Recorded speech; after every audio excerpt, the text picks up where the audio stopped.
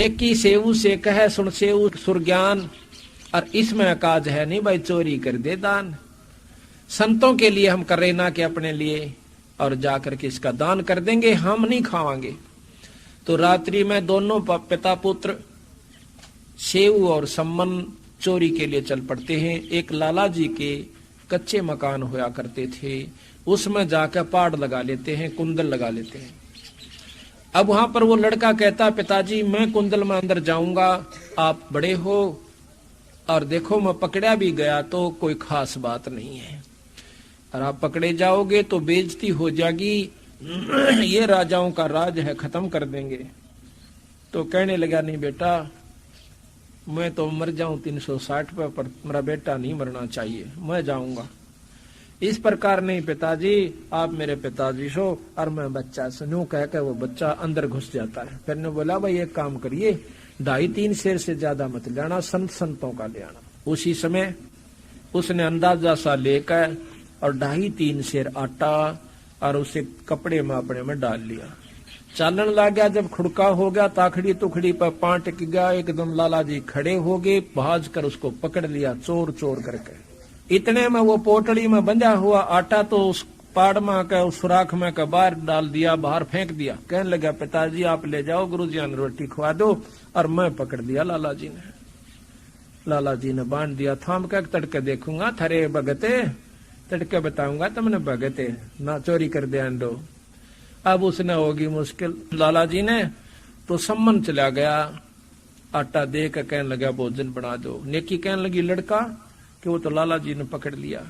वह बोली कि सर काट दे छोरे का जाके, के बात कि काल न बेइज्जती होगी, न पहचान लेंगे लड़के ने कि किसका लड़का है, सारे गांव में बेइज्जती होगी, मारी तो 360 पर बंदी छोड़ की होगी आज।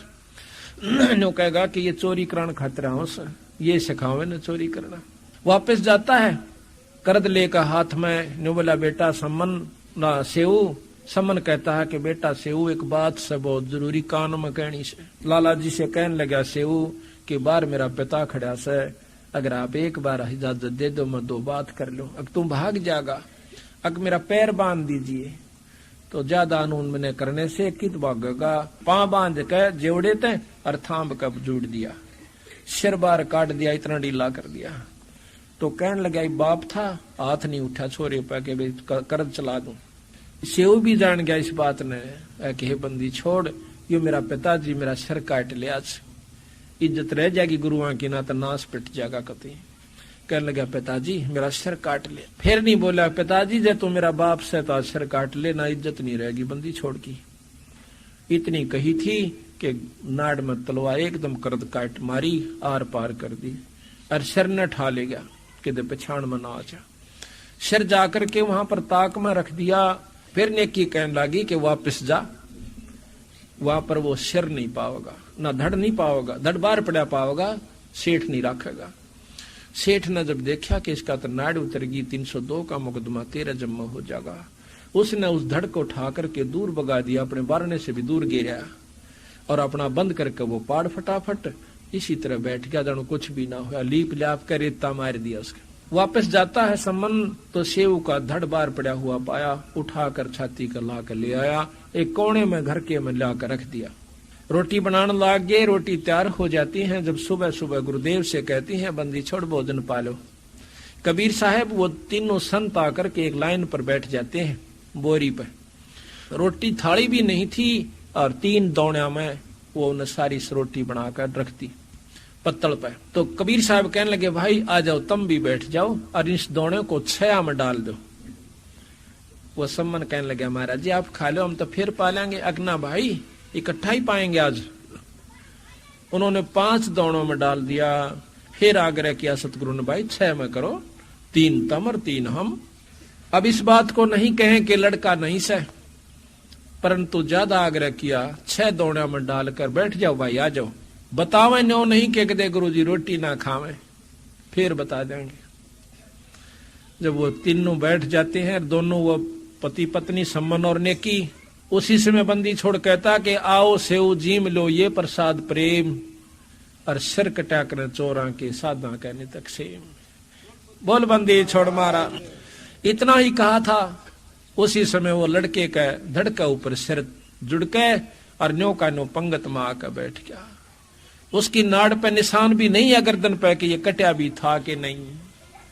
महाराज कहते नहीं ग्रहरा नाड़ पे ओ सेवक ना। तो इतनी परम शक्ति हमारे बंदी छोड़ कबीर साहब है। उसके बाद सम्मन के घर में ठाठ कर दिए, 1 नंबर का सेठ सम्मन उस शहर में हो जाता है बंदी छोड़। और फिर वो दोनों पिता माता का और पुत्र की तो मुक्ति कर दी, पर सम्मन के मन में विक्षेप रह जाता है। भगवान वह मलमलाट नहीं गा जो छोरे का सिर काटा था।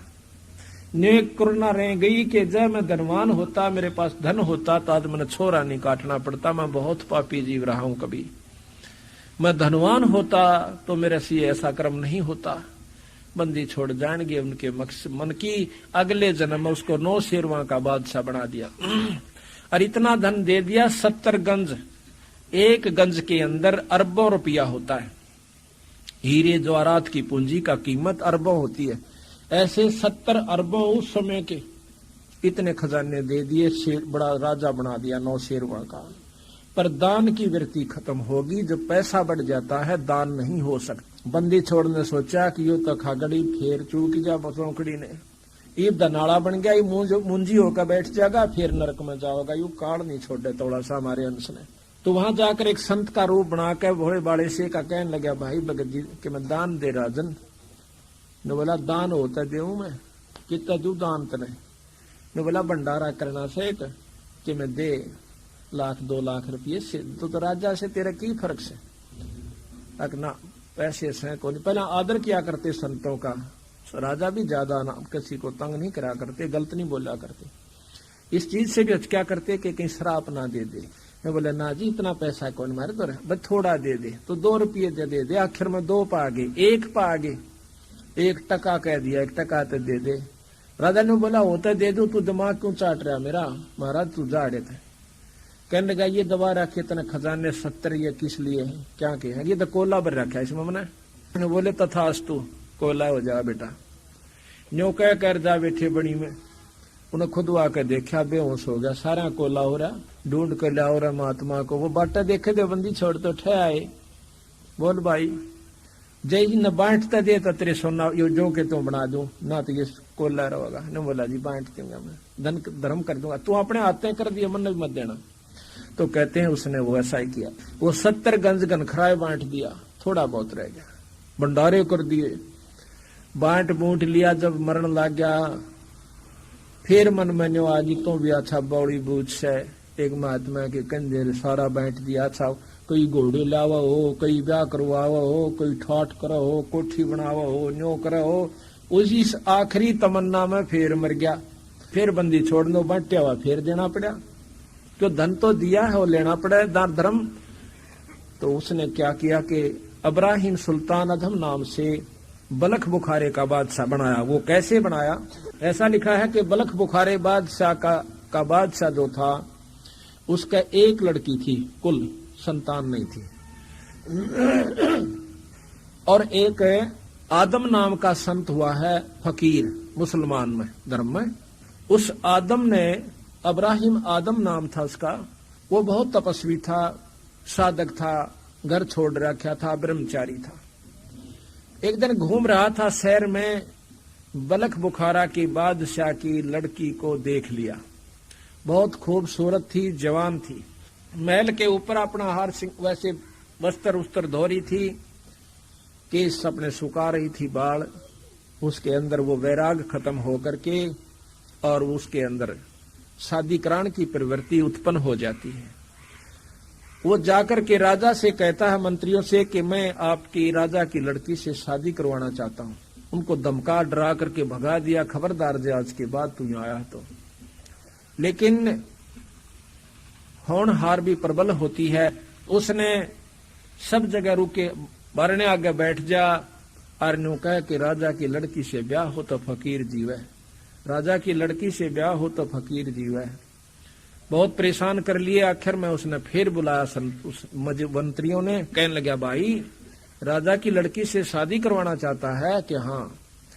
फिर भाई राजा की लड़की के साथ शादी तो वो करा जो हीरे जवाहरात लावे, कहने लगा तू हीरे जवाहरात ला कर दे, जब तेरी शादी हम राजा की लड़की से करवा देंगे। ने बोला कहाँ मिला? क्या हमने मन नहीं बेरा कहाँ मिला? वो लड़के हीरे जवाहरात ले आ, कुछ बताई इतने वो ला दे, जब हम आपके साथ इसकी शादी कर देंगे। उसने कौन दे हीरे जवाहरात को पूछा, रे पौड़ा हो रहा बाबा तो क्या करेगा इनका? आखिर में किसी ने बता दिया कि समुद्र में मिलते हैं। उस समुद्र में चला गया, वहां किसी ने बताया कि समुद्र में है। अब वो कितना पागल हो गया कि समुद्र में तो चिप्पी भरे अपना करमंडल और दूर गिरा हुआ भरे और दूर गिरा हुआ को 20 दिन हो गए लागे ने खाओ न पीवे, पागल सा हो रहा। उसने सोचा कि समंदर न रहता दूंगा, फिर नीचे नरे हीरे पर पाऊंगी मोतियां, उनको लेकर चलूंगा। उसमें बंदी छोड़ कबीर साहब आते हैं, कहने लगे भाई के करे से महाराज जी? कहने लगे तन्ने के मतलब से अपना काम करे। ने बोला फिर भी तो परसों कई दिन का दुखी हो रहा, किम बताते दे? अकमन ने राजा की लड़की से ब्याह करवाना से, और उन्होंने ये शर्त रख दी कि इतने हीरे जवाहरात चाहिए। फिर बीरानियों के मिले सयो इक्कत खाली होगा, वही तो इतना बड़ा समुद्र है, तेरी अक्ल मारी जा रही है क्या? ने बोला ये खत्म ना होगा तो मैं तो मर जाऊंगा, एक फैसला तो होएगा ना, मैं भी नहीं रह सकता। कहते हैं ने बोला तू आंख बंद कर। आंख बंद कर दी, एकदम समुद्र की झाल बंदी छोड़ने दे दी।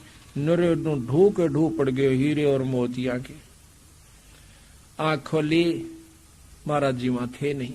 उसने सोचे खुद खुदा आया था और था भी खुदा बंदी छोड़, इसमें के शख्स है। महाराज कहते हैं गैल गैल ला गया, फिर जब लग धरती आकाश, अपने हंस ने नो काटो इसके सारे को कर्म भी पूरे करवाऊं, और यो फिर भी नहीं मानता। कहते उसने देखा पागल सा हो गया, गिठड़ी बांध ली हीरे और जवाहरात की, जाके और राजा के दरबार में पटक दी। मंत्रियां तो बोला कि लो हीरे जवाहरात मेरा ब्याह कर दो। मंत्रिया ने बुला के सिपाही ने बोले इसने अच्छा गढ़ दो, मार लट्ठा मार डंडा बेहोश करके उन्हें जंगल में गिराए। परमात्मा की करनी हो सतगुरु महाराज की, कहते हैं साध दुखावन अग पाप है अनगन हत्या अपराधम। वह लड़की मर जाती है, लड़की की लाश को ले जा करके और कब्र में दबा दिया। 3-4 पहरेदार बिठा दिए जाते हैं, 2-3 के कोई कुत्ता गादड़ कच्ची जब तक वो रहे कब्र कोई खोद ना ले, वो बिठा दिए। जब होश में आता है वह फकीर पूछे आकर फिर देखे से पूछे से वहीं आ जाता है दरबार में।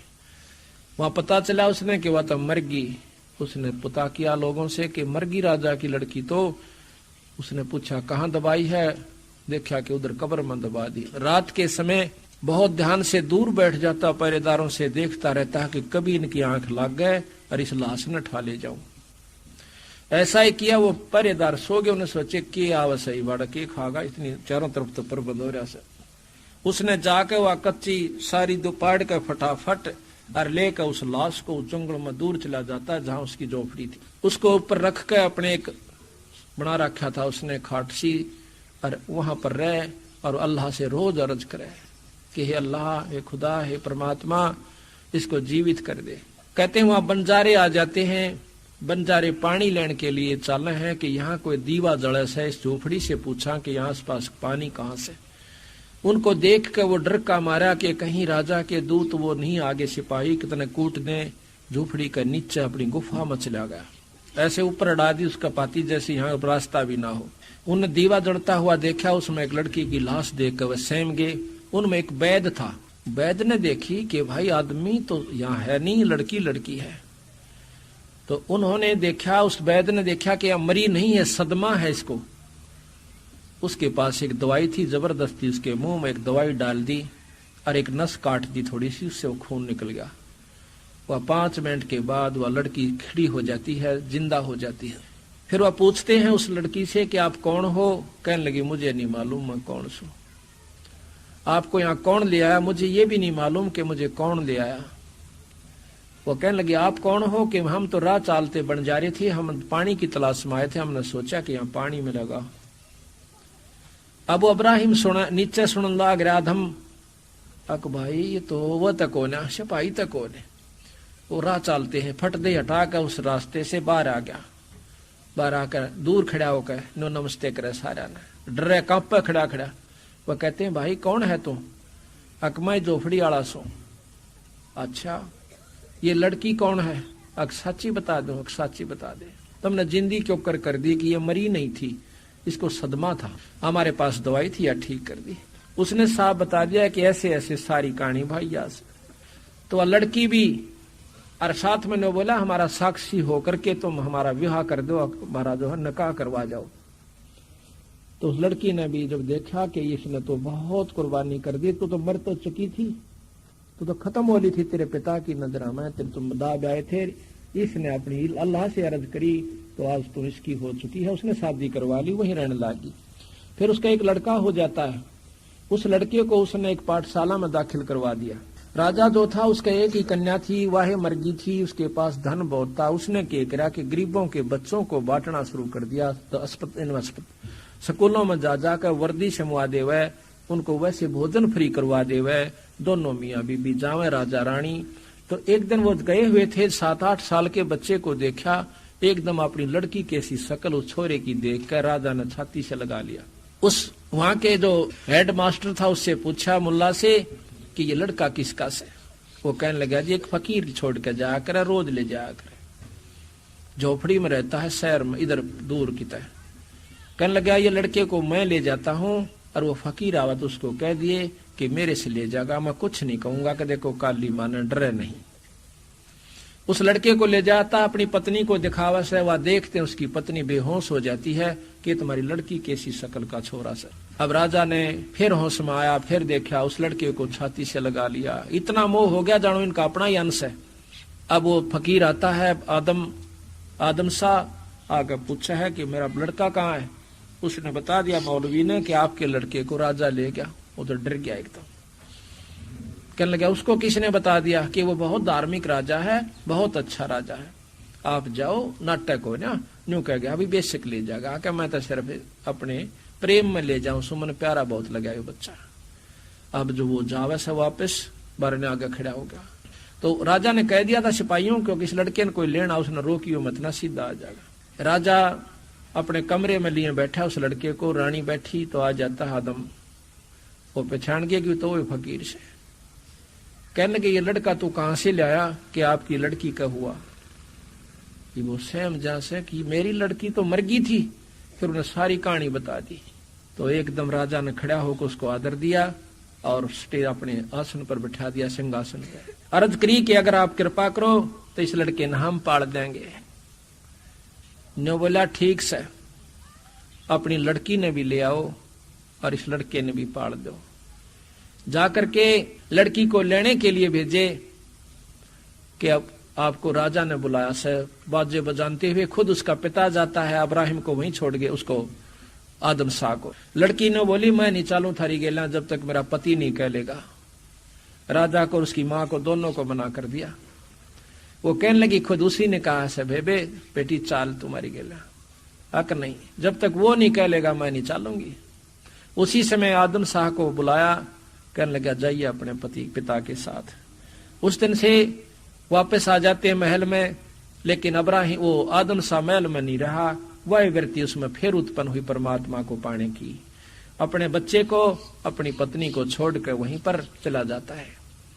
वो जाकर के अपनी तपस्या करके शरीर छोड़ जाता है। उधर से वो लड़का जवान हो जाता, उसका नाम अब्राहिम सुल्तान रख दिया जाता है। वो बलख बुखारे का बादशाह, बहुत ही पैसे वाला, बहुत ज्यादा उसकी व्यवस्था थी। वो अब्राहिम सुल्तान बलख बुखारे का बादशाह हो जाता है, जिसने अपने राज को बढ़ाकर जब जवान हुआ बहुत विस्तार कर लिया और इतनी ऐश थी 16,000 उसने ब्याह करवाए, रानियां होगी, ऐसा लिखा गरीबदास। 18 करोड़ उसके पास घोड़े, बहुत बड़े उसका ऐश थी। कहते हैं जब वो हाथी पर चढ़ कर चाला करता था, इंद्र भी शर्मा जाया करता स्वर्गलोक से, किसे ठाट तो मेरे भी को ना, जो कि अब्राहिम सुल्तान अदम बादशाह के, बलख बुखारे के बादशाह के। ये बंदी छोड़ की आत्मा थी, बंदी छोड़ का हंस था। अब देखो अपने हंस न उबारण की खातिर बंदी छोड़ने कितने कितने पापड़ बेलने पड़े। अब क्या बनते हैं उस हंस को सतलोक ले जाने की खातिर कि ईब राजा बन गया फिर यू गधा बनेगा। इस व्यक्ति को मन में रखते हुए उद्देश्य को सतगुरु महाराज अपने हंस को निकालन की फिर व्यवस्था बनाते हैं। कितनी मेहनत करते हैं ये ध्यान से सुनना। जब एक दिन की बात है, क्योंकि फकीर का अंश था, वही भक्ति उसके अंदर और पिछले संस्कार प्रबल थे, युगा युगा से भक्ति करता हुआ आ रहा था। उसके अंदर एक दिन परमात्मा के पाने की व्यवस्था हुई, चेष्टा उत्पन्न हुई कि भगवान भी भजना चाहिए, अल्लाह भी याद करना चाहिए। वो क्या विधि है? उनके साथ में एक सत्संग हो रहा था, उस सत्संग की उसको कसक हुई, तो उसने सत्संग सुना रात्रि में छात पर बैठ कर। सत्संग हो रहा था काफी दूर, पर आवाज न्यों की न्यों आ रही थी, रात का समय था। इतनी कसक के साथ उसने सत्संग सुना। सुबह उनको कहा कि सभी महात्माओं को यहां बुला के लाओ, हम भी अपना यहां सत्संग कराएंगे। तो वो सारे महात्मा आ जाते हैं, उनते भोजन करवाया, दूध पिलाया, फिर पूछा भी आपने परमात्मा पा रखा है? उनमें से एक संत कहता है कि जी हमने पा भी रखा है। तो वो कहते पा रखा है तो मुझे दिखाओ। वो कहने लगे जी पा रखा है तो हम आपको दिखा नहीं सकते, विधि बता सकते हैं। कि यह भी कोई बात हुई? तुम इतनी इतनी उम्र से लगे हुए हो, क्या तुम्हें परमात्मा अल्लाह खुदा को अपने हाथ में नहीं लिया? अग्नि जी हाथ में तो वो आता नहीं, बाकी बहुत क्रोधित हो जाता है। तो एक समझदार सा संत था, वो खड़ा हुआ कि महाराज थोड़ा दूध पिलाओ। कि लाओ भाई दूध। दूध ले आए, दूध में उंगली दे और ऐसे देखे, उंगली दे ऐसे देखे। राजा कहता है कि इसमें मीठा डाल रखा, आप पी लीजिए। वो संत कहता है कि मैं न्यों देखू हूं कि कहते हैं दूध में घी होता है, पर तेरे दूध में घी को ना। राजा यो किसा दूध तेरा? हंसन लग गया राजा, बड़ा हंसा। दे मूर्ख को, तू परमात्मा कहाँ पावेगा जब तुझे ये ही नहीं पता कि दूध से घी कैसे बनता है? आप बताइए। कहते हैं दूध को गर्म किया जाता है, जमाया जाता है, फिर बिलोया जावा से दही बने पाछे, फिर ताता सीड़ा करके देख जाकर उसका हिसाब सा सही हो जाए। जब उसमें मक्खन बने, मक्खन को ताया गर्म किया जावे, फिर उसको ताया हुआ घी शुद्ध घी हो जा। न्यो थोड़ा घी आंगली लाणते निकला होगा। तो वो भी कहने लगा कि इसी प्रकार परमात्मा की पाने की विधि है। परमात्मा थैली पर नहीं धरा जा सकता, उसको बताया जाएगा कि ऐसे कीजिए, आप करके देखियो, परमात्मा ना मिले, अल्लाह ना मिले तो हमने कहिए। ने बोला तो अच्छा, मेरी बात का उत्तर देता है। राजा में अहंकार भी तब बराबर हो सा। कहता है इनको जाके और सजा कर दो। सारण चाकी पीसन की सजा पहले दिया करते थे। चाकी पीसन ला दो फौज की खातिर, आटा पीसो खूब डट के। तो सबको आटा पीसन ला दिया, चाकी पीसन लगा दिया। आसपास के सब महात्मा बुला लिए और उनको किसी ने जवाब नहीं आवा तो उसको चाकी पीसन की सजा दे दे। अब बंदी छोड़ आते हैं। कबीर साहब सतलोक से आते हैं, आकर के उनकी छत के ऊपर एक रभारी का रूप बनाकर राजा की छत के ऊपर ठोक मारते हैं लाठी से। राजा ने सोचा कि मेरी छत पर चिड़ी का भी खुड़का नहीं हो सकता, ये ऊपर कौन खटखट कर रहा है, ऐसा कौन बदतमीज है। एकदम ने कहा था कि लाओ पकड़ के, बंदी छोड़ न पकड़ लिया। लंबा सा था, मोटा सा था साफा, जैसे ये राजस्थानी राख्या करें, लांडी सी दौरा धोती, टूटे टूटे लीतरे और वृद्ध से अधवृद्ध से का रूप बना के आ गया, हाथ में लाठी लंबी। कहने क्या कौन है तू? बादशाह पूछे कि मैं रभारी सु महाराज, कारवां हूं मैं। कि यहाँ क्या कर रहा था? कि मैं ये देख रहा था छत पे कि कहीं मेरा ऊंट ना बैठा हो, एक ऊंट गुम हो रहा से। राजा पहले तो हंसा, फिर गुस्सा भी हुआ, बोला मूर्ख, तने इतना भी नहीं पता कि छत पर कभी ऊंट आ सकता है? ऊंट की तो जंगल में ढूंढ। बंदी छोड़ भी कहते हैं कि राजगद्दी पर भगवान को ना मिला है, परमात्मा भी वही मिला जहां वो मिल सकता है। तो भी उल्टी आंट पकड़ा, जिस प्रकार छात पर ऊंट ना जा सकता, ना बैठ सकता, ना मिल सकता, इसी प्रकार परमात्मा पाने की जगह थे वह तन आटा पीसन ला दिए। परमात्मा संतां में मिले, उनकी विधि अनुसार मिले, उनको गुरु बना, अन्यों का अंतर ध्यान हो जाते हैं। अब चिंता में पड़ गया कि ये तो बहुत माड़ी बात हुई। वहां जाकर के उन्होंने उन सभी 360 के 360 बताते 360 जोड़ रखे थे चाकी में वो संत। वहां जाकर कहता है सिपाहियों को कि भी मेरी भी कैद कर दी और मन ने भी चाकी दे दो। एक चाकी दे दी, कहा जा बेटा बैठ। वो तो तैयार थे पुलिस वाला और के भाई तो आप पाए गए, सीधे बढ़िया बात है, कोई नहीं बैठ ले चाकी। इन्होंने बोला भाई देख हम कर देंगे हड़ताल। कहते तुम एक काम लो, मारे चाहे तो पिसवा लो और चाहे गला गिरवा लो, एक काम तुम करोगे और हम कर एक काम करेंगे। सिपाहियों ने सोचा यो बढ़िया काम, हम अच्छा अच्छा ठोकाएं गला। ने बोला हम गला गिराएंगे तुम पीसो। बोला ठीक से धर लो अपने वो बोइए दोहरा चाकी आ गए, धर लिया उन्हें। बंदी छोड़ने बोले तुम सारे खड़े हो जाओ, संत खड़े हो जाओ, आंखें बंद कर लो रे। उनकी तो आंख बंद करवा दी। एक चाकी का डंडी ला दी, नो घुमा दिया, खखाट उठ गया 360 की 360 खखाट उठ गया। मैं बोला बेटा गेरे जाओ, गड़ार पीछे जाओ, बंदी छोड़ अंतर ध्यान, और वो भी सारे वहां से अंतर ध्यान करके काट दिए कबीर साहब ने। इबू ने देखा ये चाकिया घी बंदरी, वो पीस भी लिया और वो संत भी जा लिया, ये बड़ा सांका। एक जना बाजा गया राजा के पास, ने बोला जी ऐसे ऐसे बेरानी कौन गया था, और वो सारे कटवा दिए कभी एक संत ने, और वो अंतर ध्यान होकर उनको गुप्त करके ले गए यहाँ से, और चाकिया का खखाट उठ रहा सब। राजा आएगा भाई, ने बोला भाई मेरे दौर भी आया था, तो ये कोई शक्ति है भाई, हम चूक गए। तो वो चक्की फिर अपना बंद होगी। 2-4 घंटे के बाद फिर बैठ जाता है।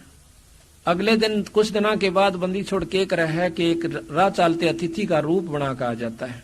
आकर ने बोला भाई सरा के अंदर राजा के महल ने सराय कहता है धर्मशाला, के तेरी धर्मशाला में एक रात काटने एक कमरा चाहिए सर, किराया बता दे भाई अपना। नो जो कर सीधे से गामाड़े बोला करे नहीं बोला भाई अपना किराया बता दे, और भाई मैंने एक कमरा दे दे, रात नड़े डटूंगा। वो ने बोले तने तेरा दिमाग खराब है, ये तने सरा दिखा है? एक और केस है भाई, मन्ना ना बेरा बता दे कि ये राजा का महल है। राजा का महल? इससे पहले कौन था भाई? हमारे पूर्वज थे, मेरा बाप था इसमें। वो कहाँ गया कि वो तो मर गया।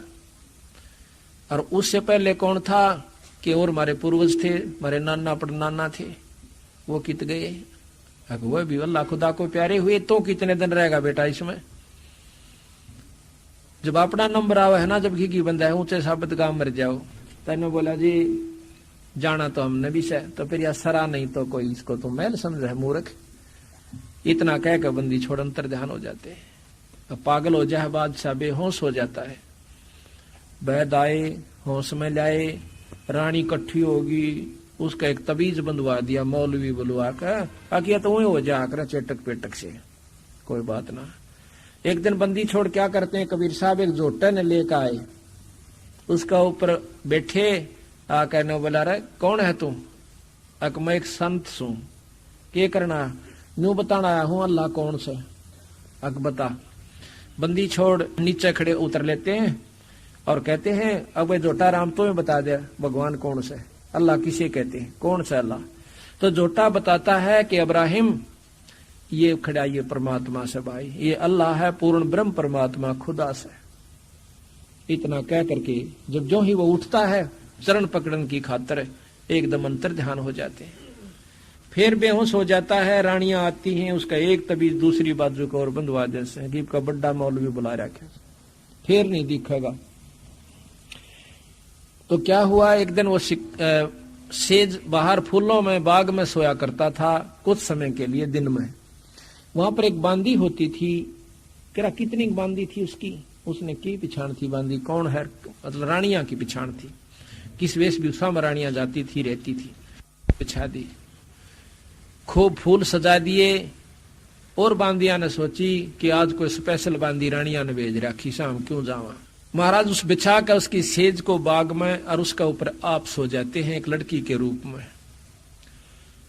बादशाह इब्राहिम सुल्तान जाता है, देखा है कि मेरी खाट मेरी सेज के ऊपर और बांदी सो है, इसने तो चाड़ा पाट दिया, तो जमाए कती तनिस्तर की, मेरी तो बेइज्जती कर दी।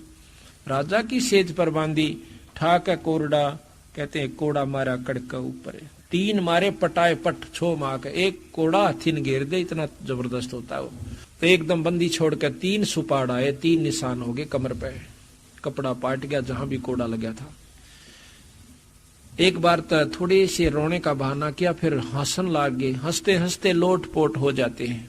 तो इब्राहिम कहता है कि बांदी तू रोई तो ठीक पर हंसी क्यों?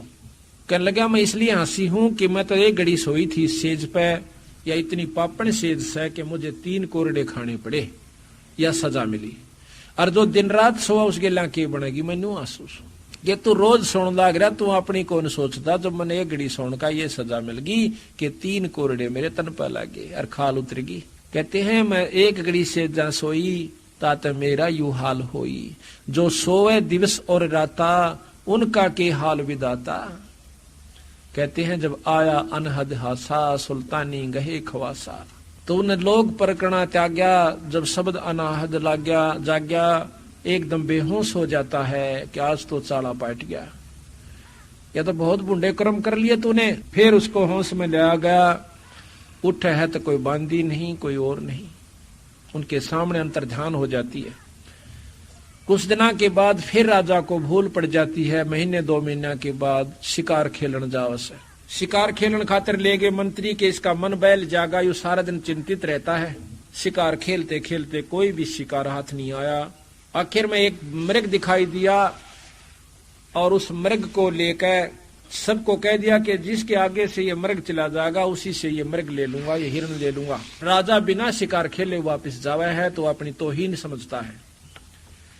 बंदी छोड़ ने क्या किया कि उसी समय वो मृग उसी के घोड़े के नीचे के निकलकर भाग लेता है। बंदी छोड़ की शक्ति तो राजा पीछे घोड़ा दौड़ा देता है, शर्म के मारे बहुत दूर निकल जाता है। सेना बहुत पीछे रह जाती है, प्यास लगाती है, मृग हाथ नहीं आता। घोड़ा भी प्यासा, आप भी प्यासा, मरण न हो गया।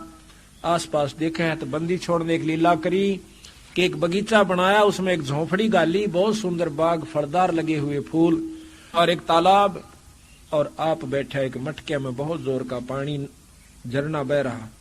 राजा ने पानी की उम्मीद देख करके वहां चला जाता है। देखा है बंदी छोड़ने और क्या कर रखा कि 3 कुत्ते और तीनों के गल में कुत्ते बांधन की बेल से वो बांध रखे, और एक कुत्ता बांधन की बेल खाली ले रहा, और उस खाली बेल को दोहरा रख रखा अपने पास रखा हुआ। राजा ने पानी पिया, घोड़े को प्याया, वृक्ष से बांध दिया। जाकर के राजा के उस बंदी छोड़ के पास, संत के पास बैठ जाता है।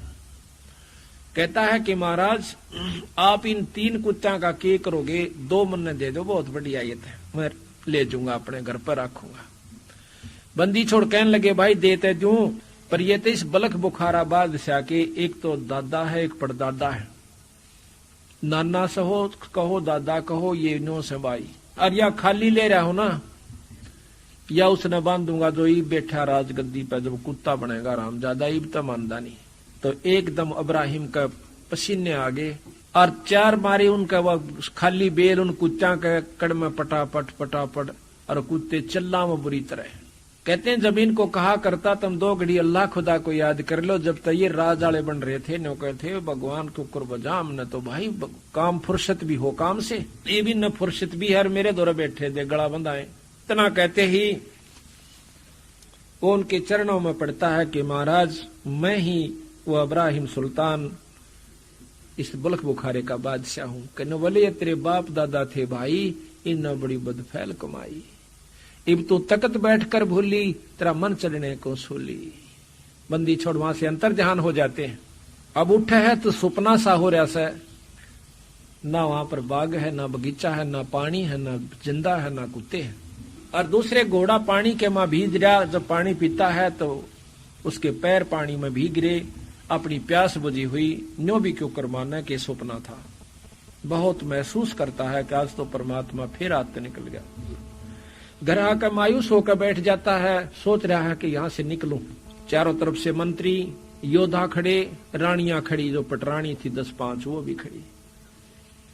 इब्राहिम का आंसू पड़े, इतने में वो सब कह रहे हैं महाराज इन बातों पर राजा होकर, ये तो लोगों ही करया करे डाल की बातें के विश्वास, और आदमी नहीं करया करते। आप आदमी होकर के ऐसी ऐसी बातों को विश्वास करते हो। तो राजा ये कहना ही चाह रहा था कि भाई अगर मेरी जगह तुम होते तो तुम भी बता देते कि वो क्या शक्ति है। इतने में कुत्ता आवा है जिसके कमर सर के ऊपर कीड़े पड़े हुए जख्म हो रहा सा, आके इब्राहिम के आगे नु शरक के नु कहे कि इब्राहिम मैं भाई फलानी नगरी का राजा था। कुत्ता बोलता है खुद, और जितने भी पाप कर्म किए, जो सेनाएं मरवाई और मारी, और वह जितने शिकार किए, ये आज मेरी बदला ले रहे। और जब बचा जाता हो न मौका से, न तो बहुत बुरी दुर्गति हो जाएगी। इतना कह करके वो कुत्ता वहां से भाग लेता है, उनके मां का निकल के अंतर्ध्यान हो जाता है। अब इब्राहिम कहे कि देखो मैं तो औरत समझ लो मैंने, तो तुम तो मर्द थे, ये क्या चीज थी। कोई नहीं बोलता, चुप हो जाते हैं। राजा ऊपर छात पर बैठ जाता है। वहां पर उसने क्या किया, नौकर ने जब वो छात पर बैठ गया तो उसने वो तीतर पाल रखे थे, वो तीतर खोल दिए उस अटारी सीमा पे। वो तीतर ऊपर उड़ रहे हैं, इतना में एक बाज आ जाता है, उस तीतर की पकड़ कर नाडर भाग जाता है। आकाशवाणी होती है, अब्राहिम यू काल तने न्यू खा जागा, जब कर तीतर को बाज खा चुका है। जब उसकी चौंध टूटे है, वो तो रात नहीं पकड़ी, रात ने सब क्या इन्हें छोड़ के और काला मुंह करके कंबल के लपेट के तन का ऊपर और 2 जूती सोने की जीरे पन्ने जड़े हुए थे, वह जूती जूती पैर कर चल पड़ता है। रास्ते में मालन बन के बेर बेचे हैं बंदी छोड़, और उसने ला गई भूख। जाकर ने बोला मालन बेर दे, वह कहने लगी 1 आने के शेर दूं। अब्राहिम कहता है कि मेरे पास तो तोल तो दे, तनाना चाहिए कि बेर के चाहिए, तनाना तो भी घनी चीज दे दूंगा। 1.25 लाख की जूती है, एक मेरी, इस न रख ले। उन्हें फट तोले, 1 बेर तोलती हाना उसकी जोड़ी में गाला थी, जब नीचे गिर जाता है। उस बेर को मालन ने तो अपना हाथ लपाया कि मेरा से, सुल्तानी का मेरा से। दोनों का रोड़ा हो गया।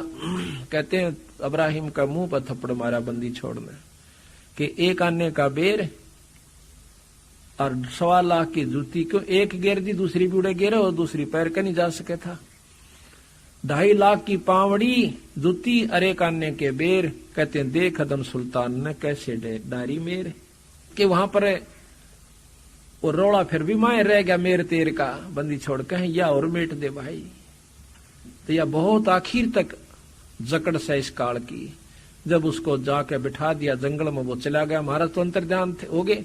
वहां जाके बैठ जाता है, 3 दिन हो गए रोटी नहीं मिले। 3री जून पे जब वो रोन लाग गया कि बंदी छोड़ मर बेशक जाऊं, पर दर्शन तो दे देख बाग है। उसी समय एक थाल आता है उसके सामने, बहुत सुंदर सुजत सज्जित कप उनका सब क्या है, उसके अंदर 36 प्रकार के भोजन। उसने उगाड़ कर देखा, उसने उल्टा ही टेक दिया और एक तरफ सरका दिया कि इस सन छोड़ के आया था को बदन आए, फिर आगे आ गया। मन तो सूखी रोटी चाहिए परमात्मा अल्लाह। उसी समय सूखी रोटी आती है और बंदी छोड़ सामने खड़े हो जाते हैं। पैर पकड़ लेता है कि अल्लाह एक खुदा है, बंदी छोड़ ही कहना छोड़ के जाइयो। ने बोला नहीं अब्राहिम, तेरे भ्रम को मिटाना था, तेरे अंदर आधीनी लानी थी, तेरे को यथार्थता पर लाना था। अब जाइए आप राज कर लीजिए। अगर नहीं महाराज, ईब मैं कौन जाऊं उस बेगन में, वो तो नरक की खान है। तो ने बोला इस नाम का जाप कीजिए। जब डट कर उसने भक्ति करी, लाकड़ी तोड़ लावे और उसने बेच दे, उसके अनुसार अपना गुजारा करता है और वो मुक्ति को प्राप्त होता है। तो यहाँ कहते हैं सतगुरु दीन दयाल दयाला, नजरी है नजर निहाला। सतगुरु अगम भूमि से आए, निर्भय पद निज नाम सुनाए।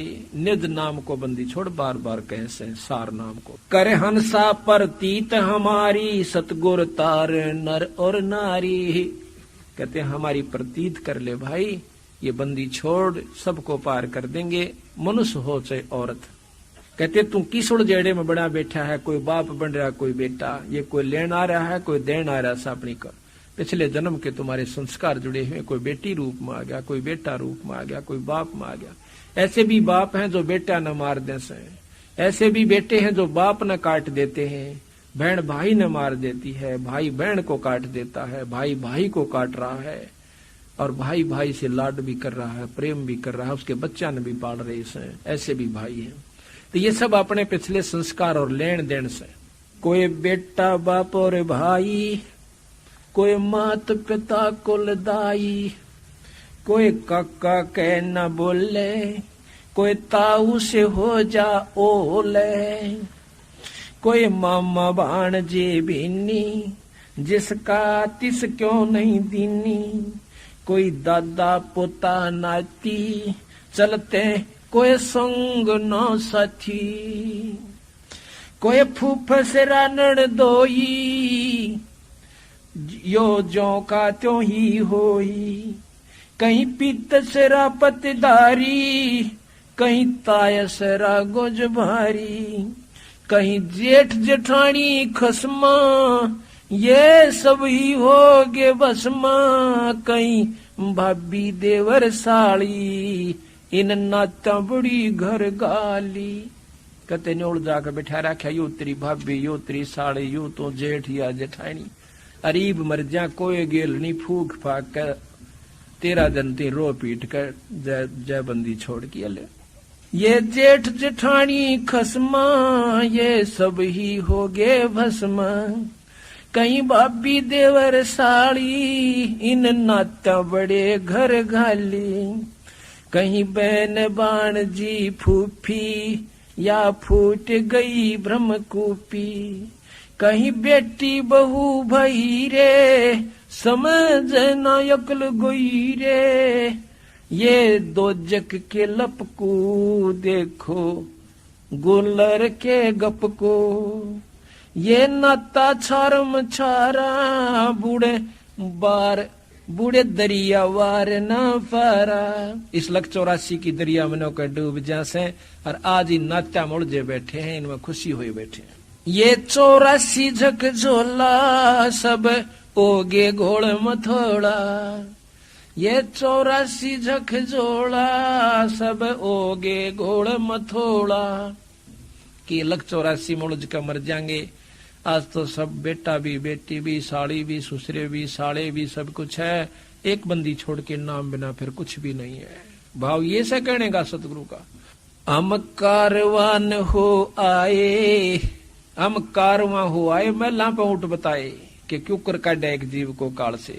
हम कारवान हो आए महला पे ऊँट बताए, बोले बादशाह सुल्ताना तू रहता कहाँ दीवाना, दूजे का सिद्ध गवन किया रे डेरा मैल सराह लिया रे। दूसरे का सिद्ध बनकर एक अतिथि बनकर जाऊं सूरा चालता मुसाफिर, और डेरे को सरा बताई, उस महल को सराय बताया। जब हम महल सरा बताई सुल्तानी को त्यावर आई, सुल्तानी बेहोश होकर गिर गया जब मैंने महल को सरा बताई। अरे तेरे बाप दादा पड़ पीडी ये भी बसे सरा में गिद्दी, ऐसे ही तू चल जाई यो महल सरा बताई। कि ऐसे ही तू भी चला जाओगा जहां या महल सरा बताई, महल को सरा बताया। अरे कोई कासिद को गैलावे इस पंडित खाने ध्यावे, उठे पादशाह सुल्ताना वहां कासिद गैब छिपाना। फिर बादशाह उठते हैं चरण पकड़न की खातर, बंदी छोड़ उस कासिद रूप में उस राह चलते मुसाफिर के रूप में बंद हो अंतर ध्यान हो जाते। तीज बंदी हो सेज बिछाई तन 3 कोरड़े खाई, अब तब आया अनहद हासा सुल्तानी गहे खवासा। जब वो हंसन लागे बंदी छोड़ बांदी रूप में पकड़ लेते हैं उसको, तो वो कहते हैं कि तू हंसी क्यों, मैं एक घड़ी से जा सोई तत मेरा यू हवाल होई, जो सोवे दिवस अरुराता तिनका के हाल विधाता। तब गैबी बहे खवासा सुल्तानी हुए उदासा, यो कौन छलावा भाई इसका कछु भेद ना पाई। चौथे जोगी बहे हम जनता लिन 3 कुत्ते गड़फंदा। 3 कुत्ते एक गड़फंदा, जो कुत्ते बांधन की बेल को गड़फंदा कहते। चौथे जोगी बहे हम जनता लिन 3 कुत्ते गड़फंदा, दीनी हम सांकड़ डारी सुल्तानी चले बागबाड़ी। बोले पादशाह सुल्ताना कहाँ से आए जिंद दीवाना, बोले बादशाह सुल्ताना कहाँ से आए जिंद दीवाना। ये 3 कुत्ते क्या कीजे इनमें से 2 हमको दीजे। अरे तेरे बाप दादा हैं भाई इन बड़ी बद फैल कमाई, यो लो लंगर शीश लगाई तब कुत्ता धूम मचाई। अरे तेरे बाप दादा पड़ पीड़ी तू समझे क्यों ना गिद्दी, अब तू तख्त बैठ कर भूली तेरा मन चढ़ने को सूली। जोगी जिंदा गैब भयारे हम ना कुछ भेद लहारे। उस समय बंदी छोड़ अंतर ध्यान हो जाते हैं।